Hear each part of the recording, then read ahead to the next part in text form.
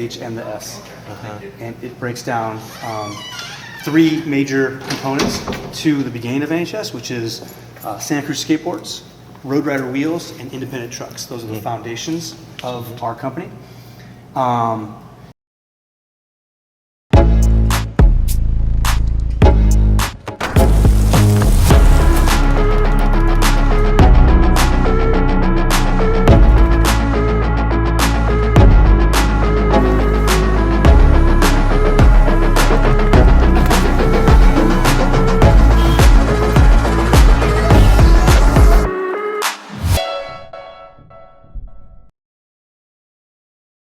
Could you introduce yourself a little Yeah. bit? Yes. Do I look in the camera? That's why it's so weird. No, you can just talk to me, yeah.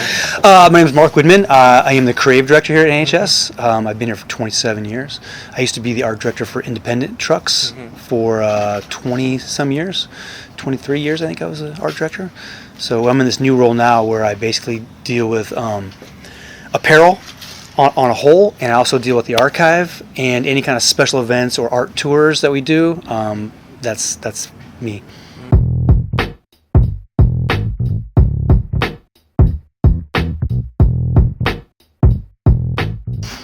I mean, it's not a bad thing. I mean, I think skating and street culture go together hand in hand.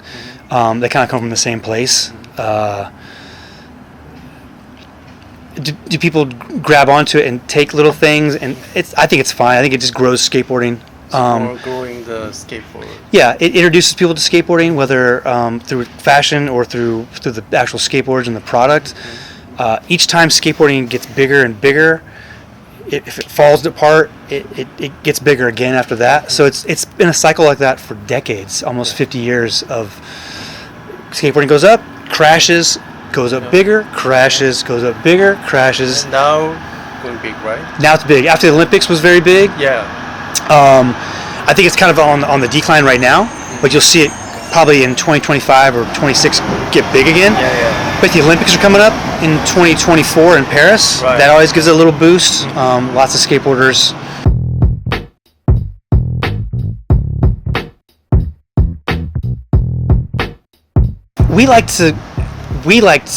We get approached by a lot of people who want to do stuff with us. We're very picky about who it is. It has to be a mutual relationship. They have to be big in their own right, and we're not trying to do favors for anybody. They have to be balanced for sure. So we make a list of people we kind of want to go after or want to have some ideas to go after. But we also get approached a lot. So we try to time it out. We don't want to have too much stuff going on. We try to have a calendar where there's one big drop, some time goes by and another big drop. We don't want to blow it all out. It's probably once a year, maybe twice a year. This year's been big because we had Pokemon, we have Thrasher. There's a bunch of collabs because it's our 50th anniversary. But next year is going to be a much slower year. We're going to intentionally slow it down because we've done so much. So we're very mindful of how much we're doing and not trying to blow it out. Yeah. It's a tough one because people want to keep doing more and more and more. And we always were like, nah, slow down. Too much stuff.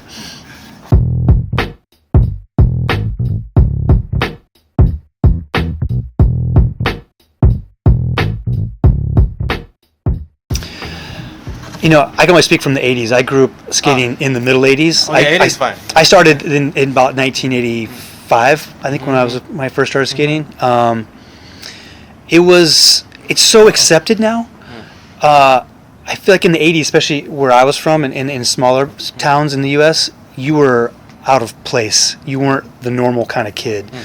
And you got in trouble a lot because they didn't want you in your parking lots. There was a lot of police interactions. There weren't skate parks, so you were kind of an outcast at that point. People didn't want you around. They didn't want you skating. Nowadays, it's so accepted, and everybody skates. There's so many amazing female skaters, and anybody can skate. That's what's beautiful about, I think, right now. It's wide open to everybody. When I was a skateboarder, it was all guys, and there were no girls that skated. We all dressed the same. We wanted to be completely different than everybody else. And nowadays, you can be anything you want and I think it's great. I think the more people who want to come and skateboard, the better. Right, yeah. It's good for everybody. There's so many amazing female skaters right now, that and young and old. It's all over the place. The more people skate, the more skate parks they build, the more I get to skate. So I'm totally fine with it. You guys can make more. Yeah, we make more. Like I said, we get to cooler events. Yeah. It just makes what we do cooler. Yeah. And we can do more of it, for sure.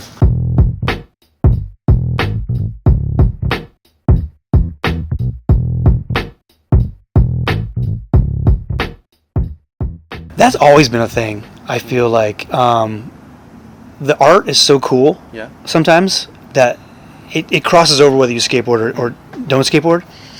We had this big thing in the early 2000s here with the brand Independent, where everybody wanted the logo. It sold out into bigger stores in the malls. Everybody was wearing it. You go to the grocery store and there were moms who were wearing big indie logos. And so we deal with it all the time. And honestly, it doesn't really matter to us. We don't want to dictate who gets to buy our stuff and who doesn't get to buy our stuff. It's out there. You can buy it if you want. It basically just supports what we do. Like I said, we're a company that likes to, when we make money, we put it back into skateboarding, whether it's a better product or a better team or an event somewhere.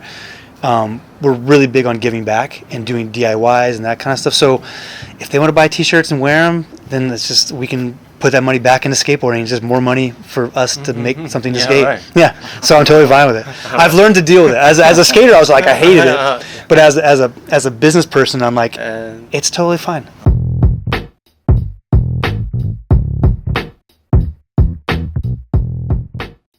Well, I've always been a skateboarder. I'm always a skateboarder. You're always doing. Number one skateboarder. Always a skateboarder. I'm sorry about that. Yeah. I actually started here 27 years ago, and I started in sales. I worked at a skate shop and was the buyer, and I would talk to the sales manager, who was Bob Boyle, the old professional skateboarder, and I came out here for a visit. And before I left, I spent time walking around, hanging out with everybody, a couple of days, maybe a week. And before I left, the sales manager, Bob Boyle, said, "Do you want to come back and get a job?" I'm like, "Yeah." So I went home, sold all my stuff. I live in Indiana, which is probably 2,000 miles away. Oh, really? Yeah. So I packed and sold everything I had, packed up my van, my 72 Volkswagen van, and drove it out here to get a job. Wow. And then I knew I was an art student. I knew that I wanted to just get here, but I knew I wanted to be in the art department. So I did sales for 1 year, knowing I wanted to do skate graphics. Had all my friends in the art department down there. They decided to let me do a freelance graphic for Darren Navarrete. That was my first board, cutting rubies, doing all the old school things, and I got hired right after that. They brought me into the art department. I quit sales and moved down to the art department. Wow. Never looked back.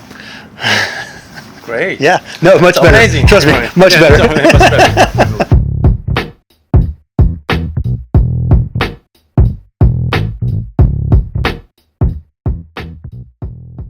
Well, I put that on, like I said, I'm just an art guy, so I do art.